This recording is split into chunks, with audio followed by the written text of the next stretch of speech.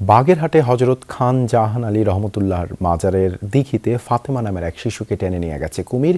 উদ্ধারে অভিযান চালাচ্ছে ফায়ার সার্ভিস। বিস্তারিত জানাতে সেখান থেকে যুক্ত হচ্ছেন সহকর্মী ইয়ামিন আল। ইয়ামিন, কিভাবে এই দুর্ঘটনা ঘটলো, উদ্ধার অভিযান সম্পর্কে আমাদেরকে জানাবেন।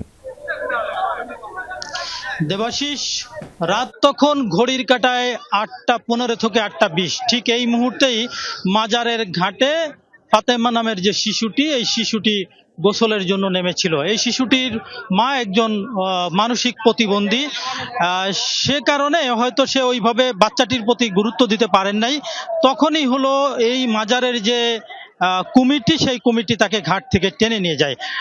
তার সাথে সাথেই এটি ছড়িয়ে পড়ে। এখানে ছড়িয়ে পড়ার সাথে সাথেই এখানকার যারা স্থানীয় ফকির আছেন বা খাদেম আছেন, তারা এটি উদ্ধার শুরু করে। তারপরে খবর পেয়ে ফায়ার সার্ভিস, জেলা প্রশাসন, পুলিশ প্রশাসন, স্থানীয় সংসদ সদস্য মঞ্জুরুল হক রাহাত সহ এখানে শত শত না হাজার হাজার মানুষের আমরা ভিড় দেখেছি। তারা এখানে ভিড় করেছিল। তবে এখানে স্থানীয়ভাবে যারা খাদেম রয়েছে, তারা একটি নৌকায় করে উদ্ধার অভিযান শুরু করেছিল। পানিতে আসলে ডুবুরির যে দল বা ফায়ার সার্ভিসের দল, তারা নামেনি।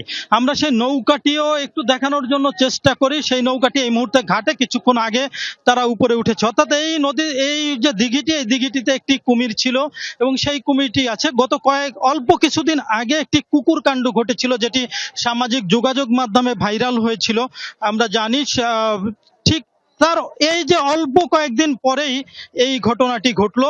এই যে সেই দিঘিটি, এই দিঘিটিতে আসলে এই ঘাট থেকেই এই শিশুটিকে নিয়ে যাওয়া হয়েছে। তবে এখনো এখানে শত শত মানুষের মধ্যে উৎকণ্ঠা রয়েছে। এখনো শিশুটির উদ্ধার বা শিশুটিকে ফিরে পাওয়ার যে বিষয়টি, সেটি এখনো অনিশ্চিত রয়েছে। ধন্যবাদ ইয়ামিন আমাদের সাথে যুক্ত হবার জন্য।